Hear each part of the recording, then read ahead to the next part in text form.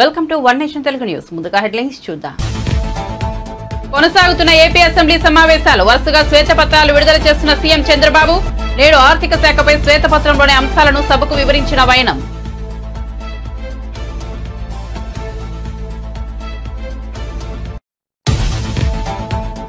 మీ రేవంత్ అన్నగా మీకోసం నేను అండగా ఉన్నాను. నిరసనలు వద్దన్న తెలంగాణ సీఎం. నిరుద్యోగులు మంత్రులు అధికారులను కలవాలని సూచన. తెలంగాణ ఏర్పాటుకు నిరుద్యోగ సమస్య అత్యంత కీలకమన్న రేవంత్ రెడ్డి. బడ్జెట్లో విద్యా వ్యవసాయానికి ప్రాధాన్యత ఇచ్చామన్న ముఖ్యమంత్రి. ఆర్థిక శాఖపై శ్వేతపత్రంపై తాడేపల్లిలో జగన్ ప్రెస్ మీట్. ఏ రాష్ట్ర అప్పులపై వివరణ. ఏపీకి ఉన్న మొత్తం అప్పులు 7.48 లక్షల కోట్లు అని వెల్లడి.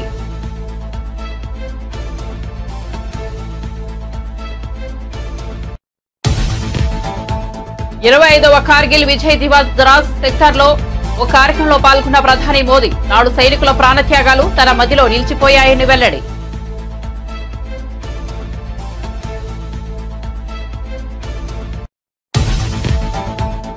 కన్నేపల్లి పంప్ హౌస్ ను పరిశీలించిన కేటీఆర్. నీటి సమస్యపై అసత్య ప్రచారం అని కేటీఆర్ ఆరోపణ. తెలంగాణ రైతుల కోసం కాళేశ్వరం ప్రాజెక్టు అని వెల్లడి.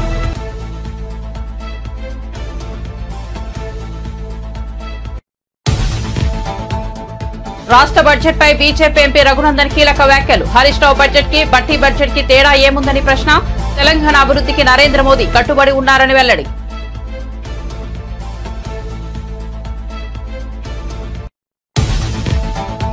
కుప్పంలో పర్యటిస్తున్న నారా భువనేశ్వరి. ఎన్టీఆర్ ట్రస్ట్ తరఫున కుప్పంలో స్కిల్ డెవలప్మెంట్ సెంటర్ ఏర్పాటు. చంద్రబాబు స్ఫూర్తితో ఎన్టీఆర్ ట్రస్ట్ ను ముందుకు తీసుకెళ్తున్నామన్న భువనేశ్వరి.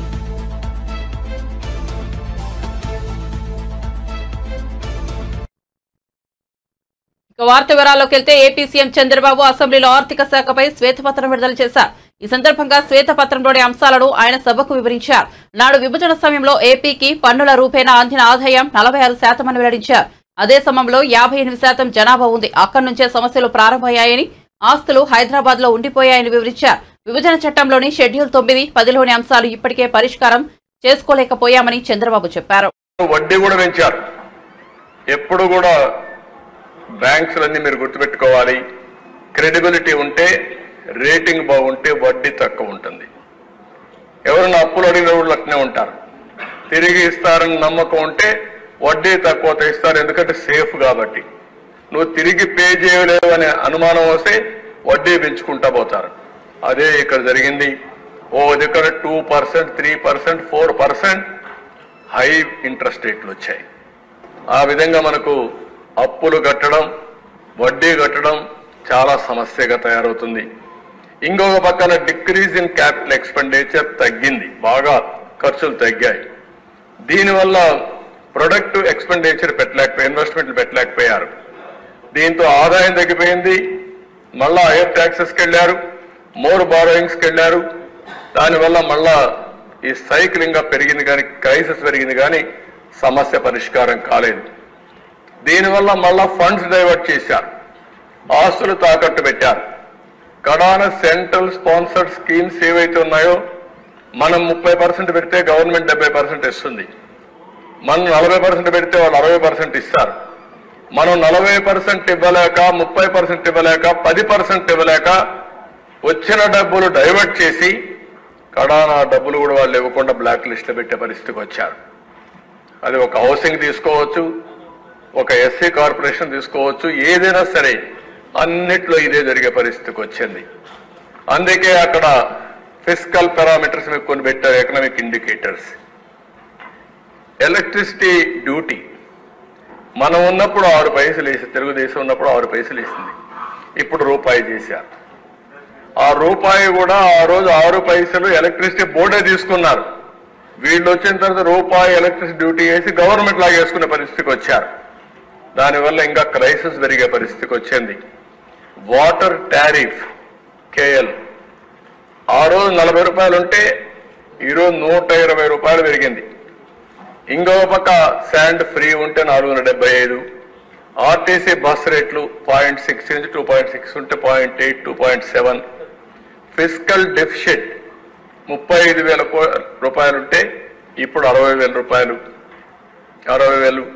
అదే డెట్ టు జిఎస్టిపి రేషియో 44% ఉంటే 53%. ఇన్ఫ్లేషన్ 4.5 నుంచి 6.2. పర్ క్యాపిటా డెట్ 74,790 ఉంటే ఇప్పుడు 1,44,336. Per capita. నిరుద్యోగులకు ఏదైనా సమస్య వస్తే నిరసనలో ఆందోళనలు చేయాల్సిన అవసరం లేదని సీఎం రేవంత్ రెడ్డి తెలిపారు. ఏ సమస్య వచ్చినా తమకు విజ్ఞప్తి చేయాలని సూచించారు. నిరుద్యోగులకు రేవంత్ అండగా ఉంటానని, మంత్రులు ఎల్లవేళలా అందుబాటులో ఉంటారని చెప్పారు. రంగారెడ్డి జిల్లాలోని వట్టినాగులపల్లిలో నిర్వహించిన అగ్నిమాపక శాఖ పాసింగ్ అవుట్ పరేడ్ లో ఆయన పాల్గొని మాట్లాడారు. గత 10 ఏళ్లు నిరుద్యోగులు ఉద్యోగ ఉపాధి కోసం ఎదురు చూశారన్నారు. కాంగ్రెస్ హయాంలో 90 రోజుల్లోనే 31,000 ఉద్యోగ నియామక పత్రాలు అందించినట్లు తెలిపారు. బడ్జెట్లో విద్య, వ్యవసాయానికి అత్యంత ప్రాధాన్యమిచ్చామన్నారు. తాము అధికారంలోకి వచ్చిన తర్వాత ప్రభుత్వ ఉద్యోగులకు 1వ తేదీనే వేతనాలు ఇస్తున్నట్లు రేవంత్ రెడ్డి చెప్పారు. పరీక్షలకు తయారు చేసి మీ ఎదుగుదలలో, మీ ఉద్యోగ అవకాశాలలో వాళ్ళు కళ్ళల్లో ఒత్తులేసుకొని ఎదురు చూసి ఈరోజు తమ పిల్లల యొక్క విజయాన్ని కళ్ళారా చూస్తే ఏ తల్లిదండ్రులకైనా తప్పకుండా గుండెల నిండా సంతోషం ఉంటుంది.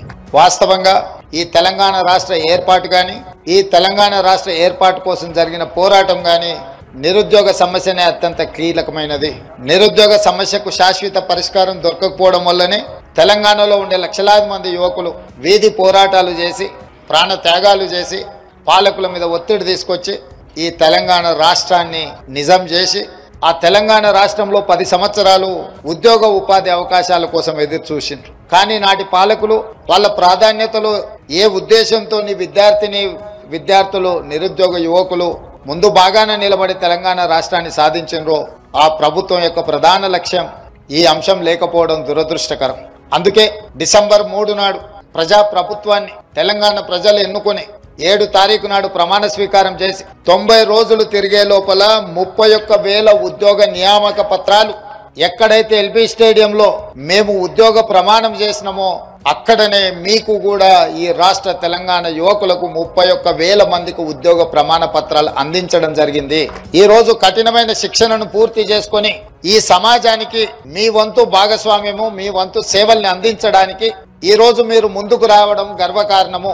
ఈ రోజు మీరు తీసుకుంటున్న బాధ్యత ప్రతి నెల 1వ తారీఖు నాడు వచ్చే జీత భత్యాల కోసం కాదు. జీత భత్యాల కోసం ఎవరు ప్రాణత్యాగానికి సిద్ధపడరు. ఈ రోజు అగ్ని ప్రమాదం జరిగిన, వరదలు వచ్చిన, అనుకోని దుర్ఘటనలు జరిగినప్పుడు అందరికంటే ముందు ఉండేదే అగ్నిమాపక సిబ్బంది. అందరినీ ప్రాణాలను కాపాడడానికి పూచిక ఆ బాధ్యత తీసుకునేదే అగ్నిమాపక సిబ్బంది. అంటే ఇది ఒక సామాజిక బాధ్యతగా ఈ సమాజాన్ని కాపాడాలన్న లక్ష్యంతో మీరు ఈ రోజు ఈ ఉద్యోగంలో చేరి మీ బాధ్యతను నెరవేర్తించడానికి ముందుకు వచ్చినందుకు తెలంగాణ రాష్ట్ర ముఖ్యమంత్రిగా మిమ్మల్ని అందరినీ మనస్ఫూర్తిగా అభినందిస్తున్నా. ఈ ప్రభుత్వం మీ ప్రభుత్వం. ఈ ప్రభుత్వం అధికారంలోకి వచ్చింది, నేను ముఖ్యమంత్రిగా ప్రమాణ స్వీకారం చేసింది, లేదా మా మిత్రుడు మంత్రిగా ప్రమాణ స్వీకారం చేసింది ప్రజల యొక్క ఆకాంక్షలు నెరవేర్చడానికి, ప్రజల యొక్క ఆలోచనలు వినడానికి, ప్రజలు చేసే సూచనల్ని అమలు చేయడానికి మాత్రమే మేము ఇక్కడ ఉన్నాం. ఈ ప్రభుత్వానికి ఎలాంటి భేషజాలు లేవు. ఈ ప్రభుత్వం ప్రజల యొక్క ఆలోచనలకు అనుగుణంగా నడిపించాలన్నదే మా లక్ష్యం. దాంట్లో భాగంగానే నిన్న ఆర్థిక మంత్రివర్యులు ఉప ముఖ్యమంత్రి గారు బట్టి విక్రమార్క గారు 2,91,000 పైచిలుకు కోట్ల రూపాయలను బడ్జెట్ ను. మాజీ ముఖ్యమంత్రి వైసీపీ అధినేత జగన్ తాడేపల్లిలో ప్రత్యేకంగా మీడియా సమావేశం ఏర్పాటు చేశారు. కూటమి ప్రభుత్వంపై తీవ్రస్థాయిలో విమర్శనాస్త్రాలు సంధించారు. చంద్రబాబు అంటేనే వంచన, తప్పుడు ప్రచారమని అభివర్ణించారు. అందుకే ఇప్పుడు ఓటాన్ అకౌంట్ బడ్జెట్ అంటున్నారని ధ్వజమెత్తారు. సాధారణ బడ్జెట్ అయితే ఎన్నికల సమయంలో ఇచ్చిన మోసపూరిత హామీలన్నింటినీ చూపించాల్సి వస్తుందని, అందుకే 7 నెలలకు ఓటాన్ అకౌంట్ బడ్జెట్ ప్రవేశపెడుతున్నారని జగన్ ఆరోపించారు.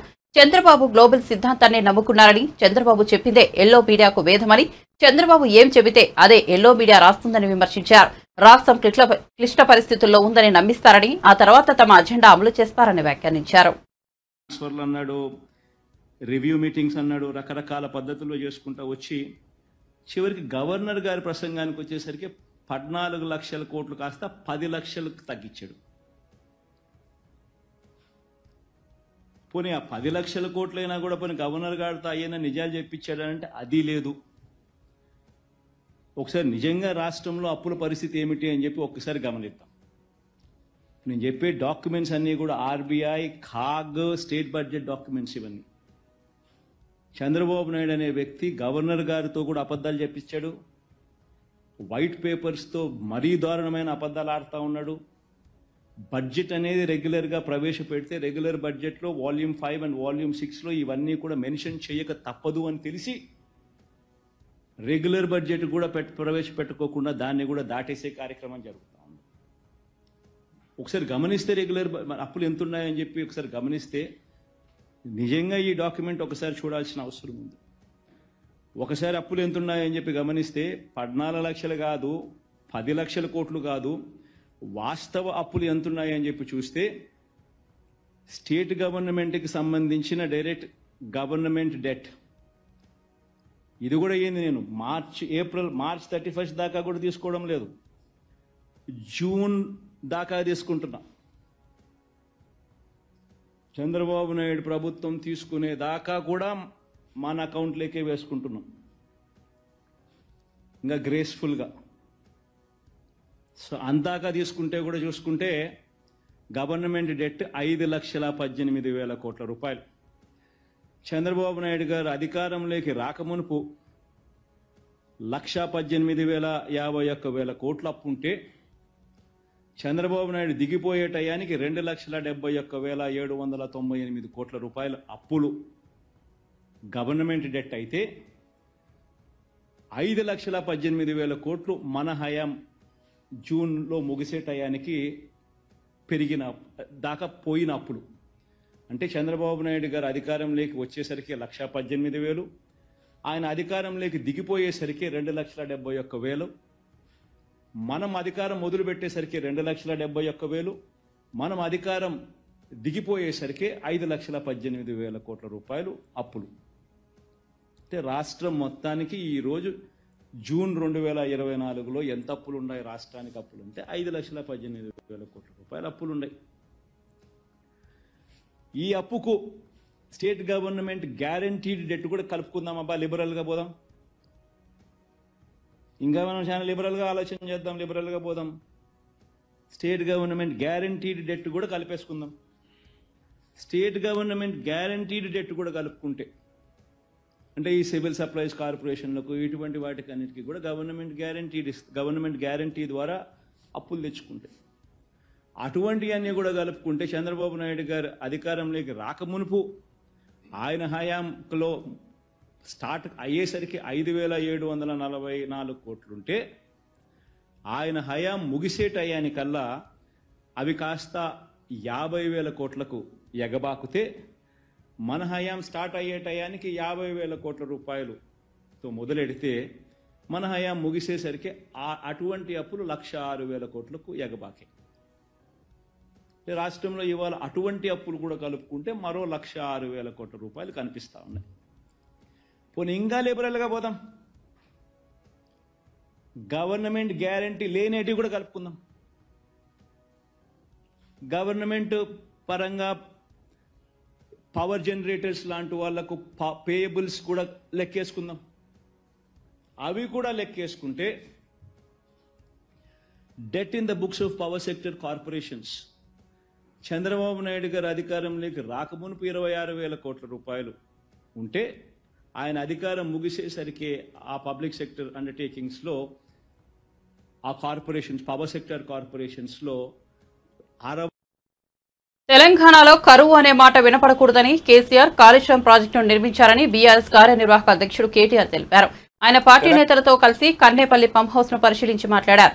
కాళేశ్వరం ప్రాజెక్టు తెలంగాణకు కల్పతరువు అన్నారు. కానీ ప్రస్తుతం పంటల సాగు కోసం నీరు ఇచ్చే పరిస్థితి లేదని తెలిపారు. గతంలో నీటి సమస్య ఉందని రాష్ట్ర ప్రభుత్వం అసత్య ప్రచారం చేస్తోందని, కానీ గతంలో అలాంటి సమస్య లేదని చెప్పారు. మీది నుంచి కిందికి వచ్చే గోదావరి ఏదైతే ఉందో అక్కడ ఇవాళ నీళ్లు లేవు. లోవర్ మానేర్ డ్యామ్ లో కేవలం డెడ్ స్టోరేజ్ 3 టీఎంసీలు అయితే దానికంటే 2 టీఎంసీలు మాత్రమే ఎక్కువ. 26 టీఎంసీలు ఉండే ఎల్ఎండిలో ఇవాళ 5 టీఎంసీలు మాత్రమే ఉన్నాయి. దానిపైన ఉండే మిడ్ మానేర్ లో అది కూడా 28 టీఎంసీల కెపాసిటీ ఉన్న రిజర్వాయర్, అక్కడ కూడా కేవలం 5 టీఎంసీలు ఉన్నాయి. దానిపైన ఉండే శ్రీరామ్ సాగర్ ప్రాజెక్ట్, పోచంపాడు ప్రాజెక్ట్ ఏదైతే అంటారో దాని సామర్థ్యం మొత్తం 90 టీఎంసీలు అయితే ఈ రోజుకి ఈ నిమిషానికి అక్కడ ఇన్ఫ్లో ఉన్నప్పటికీ కేవలం 25 టీఎంసీల కంటే తక్కువనే నీళ్లు అక్కడ ఉన్నాయి. పైనుంచి నీళ్లు వచ్చే పరిస్థితి మాత్రం కనబడతలేదు. కేసీఆర్ గారు ఉన్న నాళ్లు ఎల్ఎండి కావచ్చు, ఎంఎండి కావచ్చు, ప్రతి రిజర్వాయర్ నిండు కుండలాగా కలకల్లాడుతుండేది. ఇలా ఇట్లా దౌర్భాగ్య పరిస్థితున్నదని చెప్పి రైతులు బాధపడతా ఉన్నారు. మేము డిసెంబర్ నుంచి చెప్తున్నాం, కొత్తది కాదు. 100 కంపోనెంట్లుండే కాళేశ్వరం ప్రాజెక్టులో మీరు ఒక చిన్న సంఘటనను పట్టుకొని మేడిగడ్డలో జరిగితే దాన్ని భూతద్దంలో చూపెట్టి మొత్తం ప్రాజెక్టును బదనాం చేసి రాజకీయంగా మీరు ప్రయోజనం పొందే ప్రయత్నం ఏదైతే చేస్తున్నారో ఎన్నికలు అయిపోయినాయి, ఇక మీరు దాని గురించి ఆరాట పడకండి,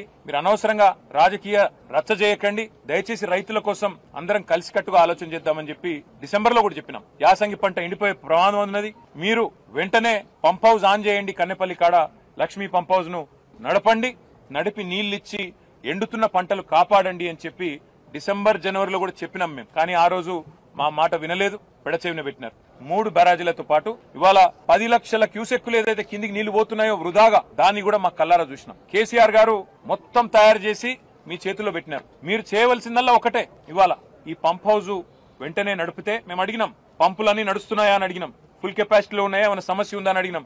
ఏ సమస్య లేదు సార్ అన్నారు. నీళ్లున్నాయి, బటన్ ఒత్తితే పంపులు నడుస్తాయి, నీళ్లు ఎంఎండీలో పడతాయి, ఎల్ఎండీలో పడతాయి, మొత్తం సిస్టమ్ అంతా అవసరమైతే ఎస్ఆర్ఎస్పీ కూడా తీసుకుపోవచ్చు నీళ్లు.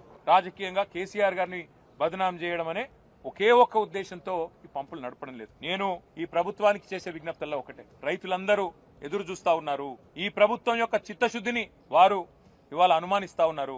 6 నెలలు రాజకీయం చేద్దాం, 4.5 సంవత్సరాలు ప్రజల కోసం కలిసికట్టుగా కొట్లాడదాం. నిర్మాణాత్మక ప్రతిపక్షంగా ఇవాళ మేము ఇక్కడికి వచ్చి ఒక మాట చెప్తా ఉన్నాం, కొండపోచమ్మ, మల్లన్న సాగరు, రంగనాయక సాగరు, అన్నపూర్ణ, వాటికి వేరే తరహాలో నీళ్లొచ్చే పరిస్థితి లేదు, ఇక్కడ నుంచి పంపు చేయడమే మార్గం. దాదాపు 75-80 టీఎంసీల నీళ్లు ఈ 4 రిజర్వాయర్లను నింపుకోవచ్చు. మరి వాటిని ఇవాళ ఎండబెట్టి ఎవరి మీద మీరు కక్ష సాధిస్తున్నట్టు దయచేసి ప్రభుత్వం ఆలోచించాలని మేము కోరుతా ఉన్నాం. ప్రభుత్వం వెంటనే నిర్ణయం తీసుకోవాలి, ఇక్కడ పంప్ హౌస్ వెంటనే ప్రారంభించాలి. ఏది లక్ష్మీ పంప్ హౌస్ ఏదైతే కన్నెపల్లి దగ్గర ఉన్నదో వెంటనే మీరు బటన్ ఒత్తడానికి మొత్తం రంగమంతా సిద్ధం చేస్తుంది. మీరు చేస్తారా పంప్ హౌస్, చాలు చేస్తారా, చెయ్యరా తేల్చి చెప్పండి. మీకు అసెంబ్లీ సమావేశాలు ముగిసేదాకా ఈ ప్రభుత్వానికి మేము గడువు ఇస్తున్నాం. ఆగస్టు 2కు అసెంబ్లీ సమావేశాలు ముగుస్తా ఉన్నాయి. అప్పటిదాకా ఈ ప్రభుత్వానికి, ఎందుకంటే మేము కూడా అందరం హౌస్ లో నిలదీస్తాం, రైతుల పక్షాన ప్రభుత్వాన్ని అడుగుతాం, ఎందుకు చాలు చేస్తలేరు మీరు, అవసరమైతే ప్రత్యేక చర్చ పెట్టండి. మీరు గనక ఆగస్టు 2 లోపల నిర్ణయం తీసుకుని పంపు లాంచ్ చేయకపోతే, నీళ్లు ఎత్తిపోయడం ప్రారంభించకపోతే 50,000 మంది రైతులతో మేము మా కేసీఆర్ గారి నాయకత్వంలో, మా పార్టీ నాయకత్వంలో మేమే వస్తాం, పంపులు మేమే ఆన్ చేస్తాం, రైతులకు ఎట్లా నీళ్లు ఇయ్యాలో చూపెడతామని చెప్పి కూడా మా పార్టీ తరఫున చెప్తా ఉన్నాం. అధికార కాంగ్రెస్, ప్రతిపక్ష బీఆర్ఎస్ పార్టీలపై బీజేపీ మెదక్ ఎంపీ రఘునందన్ రావు ఘాటు వ్యాఖ్యలు చేశారు. కేంద్రం బడ్జెట్పై అసత్య ప్రచారాలు చేస్తున్నారని ఫైర్ అయ్యారు. కేంద్రం అన్ని రాష్ట్రాలను సమదృష్టితో చూస్తోందన్నారు. తెలంగాణ ఏ పార్టీ అధికారంలో ఉన్నా ఆలోచన విధానం ఒకటే అన్నారు. జెండాలు మారాయి తప్ప విధానాలు మారలేదన్నారు. మార్పు ఏదైనా ఉందంటే అది బీఆర్ఎస్ ఎమ్మెల్యే దానం నాగేందర్ కాంగ్రెస్ లో చేరడమే అన్నారు. మహిళలకు 2,500, వరికి 500 రూపాయలు బోనస్ ఇస్తున్నారని, రాష్ట్ర బడ్జెట్లో ఆ 2 హామీలకు కేటాయింపులు ఏవి అని ప్రశ్నించారు. సీఎం రేవంత్ రెడ్డి 35,500 కోట్ల రుణం తెచ్చారని, కొడంగల్కు 5,000 కోట్లు ఇచ్చుకున్న రేవంత్ కు కేంద్ర ప్రభుత్వాన్ని ప్రశ్నించే హక్కు లేదని ఆగ్రహం వ్యక్తం చేశారు. గసంటోళ్ళని మాట్లాడమంటే గాడిద గుడ్డుల కంటే ఇంకెక్కువ ఏం మాట్లాడతారన్న. గాడిద గుడ్డు పెట్టదనేటువంటి అవగతం లేనటువంటి వాళ్ళు ముఖ్యమంత్రులు కావడం అనేది తెలంగాణ రాష్ట్రానికి దురదృష్టం అనుకోవాలి. ఒక ఆయన అమెరికాలో బాత్రూమ్లు కడిగేట ఆయన, ఇంకొక ఆయన గుంపు మేస్త్రి గోడలకు పెయింట్ వేసిన ఆయన. ఇసొంటోళ్ళు తెలంగాణను పాలిస్తే ఇంతకంటే మంచి మాటలు ఏమొస్తాయన్నా? ఇంతకంటే మంచి మాటలు ఎక్స్పెక్ట్ చేయడం అనేది తెలంగాణ సమాజానికి దురదృష్టకరం. I'm straightly asking only under 2 heads. మీరు Telangana budget at glance page number బట్టి గారు వినండి. మీరు ఇచ్చినటువంటి తెలంగాణ బడ్జెట్ ఎట్ గ్లాన్స్ అని రాసిన దాంట్లో మీరు రాసిన అక్షరాలే చదువుతా ఉన్నా. State share in central taxes 26,216 కోట్లు. ఇది గాడిద గుడ్డ అవుతుందా? బట్టి and mister Revanth should answer it. ఇంకొక హెడ్డింగ్ గ్రాంట్ ఇన్ ఎయిడ్ అని చెప్పిండ్రు. 21,636 కోట్లు వచ్చింది గ్రాంట్ ఇన్ ఎయిడ్ కింద అని చెప్పారు. ఆంధ్రప్రదేశ్కి ఇచ్చిందంత 15,000 కోట్ల లేదా మీరు చెప్తా ఉంది. మళ్ళీ ఇది గాడిద గుడ్డ అవుతుందా? ఒకసారి చెప్పాలి. ఆలోచన లేని మాటలు, అర్థరహితమైనటువంటి మాటలు. కేసీఆర్ ముఖ్యమంత్రిగా, బట్టి ప్రతిపక్ష నాయకుడిగా ప్రతిరోజు అసెంబ్లీలో బీజేపీని ఎట్లా తిట్టిరో, ఇయ్యాల కుర్చీలు మార్చుకొని బట్టి అటు కూర్చొని కేసీఆర్ ఇటు కూర్చొని కూడా కేంద్రం ఏమి ఇస్తలేదు, గాడిద గుడ్డిచ్చింది. ఆయన ఏదో అన్నాడు ఇంకా రేవంత్ రెడ్డి నిన్న, నిధులు వచ్చుడో ఇద్దరు చచ్చుడో. జల్దీ రాండ్రి అన్న, నువ్వు కేటీఆర్ వస్తాడా, నువ్వు హరీష్ వస్తావా, నువ్వు కేసీఆర్ వస్తారా, ఇద్దరు రాండ్రి. ఒకవేళ మేము నిధులు ఇచ్చింది నిజమైతే జంతర్ మంతర్ దగ్గరకు వచ్చి ముక్కు నాలుకకి రాసిపోండి, లేదా మేము నిధులు ఇవ్వలేదో అయితే జంతర్ మంతర్ దగ్గరకు వచ్చి ధర్నా చేయండి. మీ దగ్గర ఇందిరా పార్క్ దగ్గర లేక పోలీసు వాళ్ళని పెట్టి ఎత్తుకపోము, మొత్తం రక్షణ ఇస్తాం, వెనకాల బాత్రూములు ఇస్తాం, పొద్దుగాల ఇడ్లీలు ఇస్తాం, మధ్యాహ్నం గ్లూకోజులు ఇస్తాం. అవి తినుకుంటా మీకు చేతనైన రోజులు జంతర్ మంతర్ దగ్గర ధర్నా చేయండి. ఎందుకంటే నువ్వు అన్నావు కదా కేసీఆర్ వస్తే నేను వస్తా అని. కేసీఆర్ వెనకటికి జంతర్ మంతర్ దగ్గర ధర్నా ఎట్లా చేసిండో రేవంత్ రెడ్డి గారు మీరు కూడా అట్లే చేసేందుకు రండి. నిధులు వచ్చుడో ఇద్దరం సచ్చుడో అన్న ఎవరో రాసిస్తే చదువుడు కాదే. బడ్జెట్ ఎట్ గ్లాన్స్ మీ బట్టి ఇచ్చిండు. పేజ్ నెంబర్ 4 తెలంగాణ రాష్ట్ర శాసనసభలో ఇచ్చిండు. జరగి చదువుకో కేంద్రంకి వెళ్ళి ఎన్ని వచ్చినాయో. 7వ నెంబర్ కూడా పెట్టిండు. Loans from government of India 3,900 కోట్లు లోన్ తీసుకుంటున్నామని పెట్టిరు మీ బడ్జెట్ లోపల. ఇది మీరు రాసినటువంటి బడ్జెట్ అన్న. ఇక రానే రాదు, యూనియన్ బడ్జెట్ చదువుకునుడే రాదు. భారత ప్రభుత్వం యూనియన్ బడ్జెట్ శ్రీమతి నిర్మలా సీతారామన్ ఫైనాన్స్ మినిస్టర్గా యూనియన్ బడ్జెట్కి సంబంధించి కొన్ని గణాంకాలని వెబ్సైట్ లోపల పెట్టింది. యూనియన్ బడ్జెట్ 24-25 అనాలిసిస్ అని పెట్టింది. దీంట్లో పేజీ నెంబర్ 6. అయ్యా భట్టి గారు ఒకసారి మంచిగా చూడండి. Union budget 2024-25 analysis page number 6 table number 7. 7వ నెంబర్ టేబుల్లో భారత ప్రభుత్వం ఒక్కొక్క పద్దు కింద ఎన్ని పైసలు ఇచ్చింది అని ఇందులో రాసిరు కేటగారికల్గా. ఇది మొత్తం ఎంత ఇచ్చిరు అంటే 5,15,865 కోట్లు ఇచ్చినాం. దీంట్లో 3 కోట్ల ఇండ్లని ప్రధానమంత్రి ఆవాస్ యోజన కింద ఇండ్లని ఇస్తున్నాం. మీరు ప్రధానమంత్రి ఆవాస్ యోజన కింద ఇచ్చిన ఇండ్లని తీసుకుపోయి ఇందిరమ్మ ఇండ్లని పేరు మార్చి కడుతుండ్రా కడతలేరా? మేము ఇస్తున్నటువంటి పైసల్ని ఇందిరమ్మ ఇండ్లకు యాడ్ చేస్తున్నారా లేదా? Revanth Reddy should answer it. ప్రధానమంత్రి సడక్ యోజన కింద భారతదేశం మొత్తం 25,000 గ్రామ పంచాయతీలకి కొత్తగా ప్రధానమంత్రి సడక్ యోజన కింద మేము లోన్లు ఇస్తాం. ప్రభుత్వం రోడ్లు వేయబోతా ఉంది. దాంట్లో తెలంగాణ వాటా ఉందా లేదా? 25వ కార్గిల్ విజయ్ దివస్ సందర్భంగా ప్రధాని నరేంద్ర మోదీ లడఖ్లోని ద్రాస్ సెక్టార్లో నిర్వహించిన ఒక కార్యక్రమంలో పాల్గొన్నారు. కార్గిల్ అమరవీరులకు ఘనంగా నివాళులర్పించారు. ఈ సందర్భంగా ఆయన ప్రసంగిస్తూ నాడు కార్గిల్ యుద్ధ సమయంలో ఓ సామాన్యుడిలా సైనికుల మధ్య ఉన్నాడని వెల్లడించారు. దేశం కోసం సైనికులు చేసిన सर्दियां भी गुजरती है, मौसम भी बदलते हैं, लेकिन राष्ट्र की रक्षा के लिए अपनी जान की बाजी लगाने वालों के नाम अमिट रहते हैं. ये देश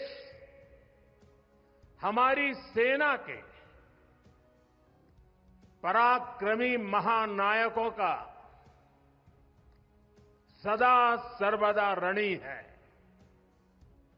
ये देश उनके प्रति कृतज्ञ है. साथियों, मेरा सौभाग्य है कि कारगिल युद्ध के समय मैं एक सामान्य देशवासी के रूप में अपने सैनिकों के बीच था. आज जब मैं फिर करगिल की धरती पर हूं तो स्वाभाविक है वो स्मृतियां मेरे मन में ताजा हो गई है. मुझे याद है किस तरह हमारी सेनाओं ने इतनी ऊंचाई पर इतने कठिन युद्ध ऑपरेशन को अंजाम दिया था. मैं देश को विजय दिलाने वाले ऐसे सभी शूरवीरों को आदरपूर्वक प्रणाम करता हूं. मैं इन शहीदों को नमन करता हूं जिन्होंने कारगिल में मातृभूमि की रक्षा के लिए अपना सर्वोच्च बलिदान दिया. साथियों, कारगिल में हमने केवल युद्ध नहीं जीता था, हमने सत्य, संयम और सामर्थ्य का ఏపీ ముఖ్యమంత్రి చంద్రబాబు అర్ధాంగి నారా భువనేశ్వరి కుప్పం నియోజకవర్గంలో పర్యటిస్తున్నారు.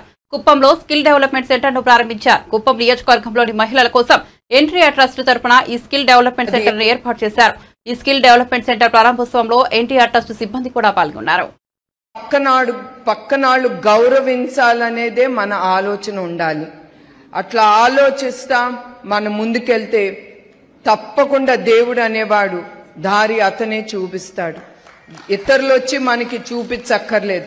మనకి ఆ కాన్ఫిడెన్స్, ఎస్ మనం చెయ్యగలం, చేస్తాను అని దాని మీద ఫోకస్ పెడితే తప్పకుండా మనం స్త్రీలు, మహిళం, మనం ఏమైనా చేయగలం.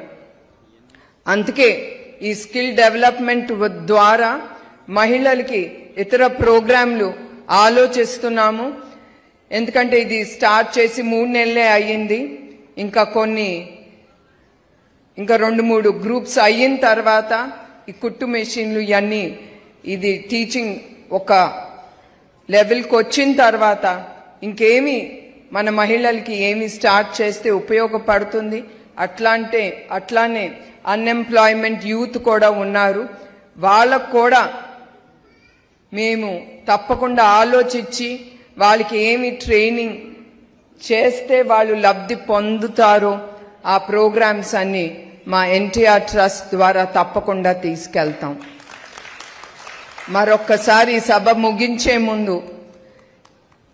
ముందల నేను మా దాతలకి నా హృదయపూర్వక నమస్కారాలు, కృతజ్ఞతలు చెప్పుకోవాలి. ఎందుకంటే ఈ ట్రస్ట్ ఆ దాతలు ద్వారా చాలా మటుకు మేము ముందుకు తీసుకెళ్ళగలుగుతున్నాం. వాళ్ళు లేకపోతే ఇంత పని కూడా మేము చేయలేము. అట్లానే మా టీం మెంబర్స్, నేను ఎప్పుడు అంటాను, లీడర్ అనేవాడు ఉంటాడు. ఆయనకి 100 ఆలోచనలు ఆ లీడర్కి ఉండొచ్చు. కానీ దాని ముందు తీసుకెళ్ళటానికి ఒక టీం అనేది చాలా అవసరం. అందుకే మా ఎన్టీఆర్ ట్రస్ట్ టీం వాళ్ళకి నా ప్రత్యేక హృదయపూర్వక నమస్కారాలు. వాళ్ళు లేకపోతే మేము ఆలోచించింది ముందుకెళ్లేది కాదు. అట్లానే అవసరమైనప్పుడు స్మితా సబర్వాల్ ఐఏఎస్ అధికారి దివ్యాంగులైన చేసిన వ్యాఖ్యలను తీవ్రంగా ఖండిస్తున్నట్లు టీజేఎస్ చీఫ్ కోదండరాం అన్నారు. ఈ మేరకు ఆయన తాజాగా ఓ వీడియో విడుదల చేశారు. దివ్యాంగులు కొన్ని పోస్టులకు పనికిరారు అనేది రాజ్యాంగ స్ఫూర్తికి విరుద్ధమన్నారు. ఇలాంటి వ్యాఖ్యలను నాగరిక సమాజం ఖండించాలని, ప్రభుత్వం కూడా చర్యలు తీసుకోవాలని, భవిష్యత్తులో ఇటువంటి వ్యాఖ్యలు రాకుండా జాగ్రత్త పడాలని సూచనలు చేశారు. మరోవైపు వారి వ్యాఖ్యలను ఉపసంహరించుకోపోగా దాన్ని సమర్థించుకునే ప్రయత్నం చేయడం చాలా శోచనీయమైన విషయమన్నారు. 2016లో వికలాంగుల హక్కుల చట్టం 1 తయారైందన్నారు. ఆ హక్కుల చట్టం ప్రకారం వైకల్యం కలిగిన ప్రతి ఒక్కరికి కూడా అందరితో పాటు సమానంగా ఎదగడానికి అవకాశాలు కల్పించాలని వారన్నారు. ఆత్మగౌరవంతో జీవించే పరిస్థితులు ప్రభుత్వం కల్పించాలన్నారు. వైకల్యం పేరుతో వారి హక్కులను హరించడానికి వీలు లేదన్నారు. స్మితా సబర్వాల్ ఐఏఎస్ అధికారి గారు వారు వికలాంగుల మీద చేసినటువంటి వ్యాఖ్యలను తీవ్రంగా ఖండిస్తున్నారు. వికలాంగులు పనికిరారు కొన్ని పోస్టులకని మాట్లాడేటువంటి పద్ధతి రాజ్యాంగ స్ఫూర్తికి విరుద్ధం. భారతదేశంలో కూడా 2016లో వికలాంగుల హక్కుల చట్టం 1 తయారైంది. ఆ హక్కుల చట్టం ప్రకారం ప్రతి మనిషికి, అందులో ప్రత్యేకించి ఆర్టికల్ 3 ప్రకారం ప్రతి వైకల్యం కలిగిన ప్రతి ఒక్కరికి కూడా అందరితో పాటు సమానంగా ఎదగటానికి కావలసిన అవకాశాలను కల్పించాలి. వారు కేవలం స్వేచ్ఛగా మాత్రమే కాదు, ఆత్మగౌరవంతో జీవించడానికి కావలసిన పరిస్థితులను ప్రభుత్వమే కల్పించాలి. వాళ్ళ వైకల్యం పేరుతో వాళ్ళ హక్కులను హరించడానికి వీల్లేదు. ఆర్టికల్ 7 ప్రకారం వాళ్ళను దూషించినా, వాళ్ళపైన దాడులకు దిగినా, హింసించినా అవి కూడా చాలా పెద్ద నేరాలుగానే పరిగణించి వాళ్ళపైన చర్యలు తీసుకోవాలి. ఇటువంటి ఒక చట్టాన్ని అమలు చేయవలసిన స్థానంలో ఉన్న ఒక అధికారి వారిని వైకల్యం కారణంగా ఎత్తిపొడుస్తూ, కించపరుస్తూ వారిపైన నీచంగా వ్యాఖ్యానించడం అనేది సమంజసం కాదు. వారు పనికిరారు అని ఒక మాట కూడా వారు వ్యాఖ్యానించారు. వాస్తవానికి చాలామంది వైకల్యం కలిగినటువంటి వాళ్ళు సకలాంగుల కంటే కూడా చాలా మంచిగా జీవితంలో రాణించారు, చాలా ఉన్నత శిఖరాలకు చేరుకున్నారు. దేశం యొక్క కీర్తి ప్రతిష్టలను కూడా ప్రపంచానికి చాటి చెప్పారు. ఎన్నో ఉదాహరణలు ఉన్నాయి. ఆ ఉదాహరణల జోలికి నేను పోవటం లేదు. కానీ ఒక చట్టాన్ని అమలు చేయవలసిన స్థానంలో ఉన్న ఒక అధికారి ఈ రకంగా మాట్లాడటాన్ని తప్పుపడుతున్నాం, ఖండిస్తున్నాం. వారి వ్యాఖ్యలను ఉపసంహరించుకోకపోగా దాన్ని సమర్థించుకునే ప్రయత్నం చేయటం అయితే చాలా శోచనీయమైన విషయం. మొత్తం నాగరిక సమాజం ఇట్లాంటి వ్యాఖ్యలను ఖండించాలని, వాళ్ళ ప్రభుత్వం కూడా తగు చర్యలు తీసుకుని భవిష్యత్తులో బులెటిన్ ముగించే ముందు హెడ్లైన్స్ మరోసారి చూద్దాం. కొనసాగుతున్న ఏపీ అసెంబ్లీ సమావేశాలు వరుసగా శ్వేతపత్రాలు విడుదల చేస్తున్న సీఎం చంద్రబాబు ఆర్థిక శాఖపై శ్వేతపత్రంలోని అంశాలను సభకు వివరించిన వైనం.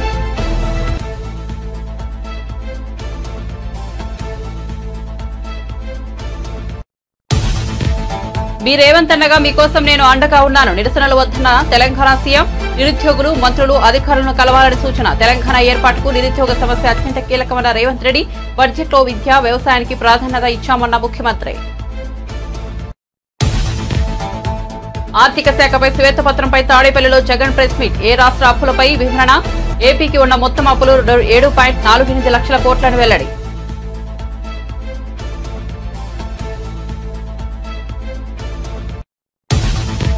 ఇరవై 25వ కార్గిల్ విజయ్ దివాస్ ద్రాస్ సెక్టార్లో జరిగిన ఓ కార్యక్రమంలో పాల్గొన్న ప్రధాని మోదీ. నాడు సైనికుల ప్రాణత్యాగాలు తన మదిలో నిలిచిపోయాయని వెల్లడి.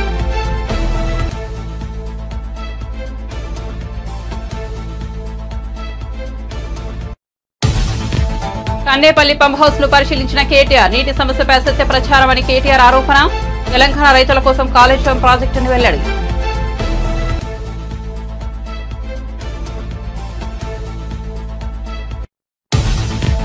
రాష్ట్ర బడ్జెట్ పై బీజేపీ ఎంపీ రఘునందన్ కీలక వ్యాఖ్యలు. హరీష్ రావు బడ్జెట్ కి తేడా ఏముందని ప్రశ్న. తెలంగాణ అభివృద్ధికి నరేంద్ర మోదీ కట్టుబడి ఉన్నారని వెల్లడి.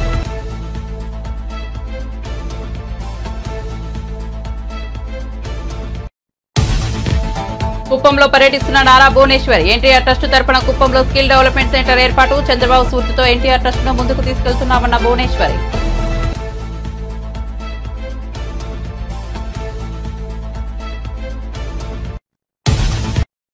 మరిన్ని అప్డేట్స్ కోసం చూస్తూనే ఉండండి వన్ నేషన్ తెలుగు న్యూస్.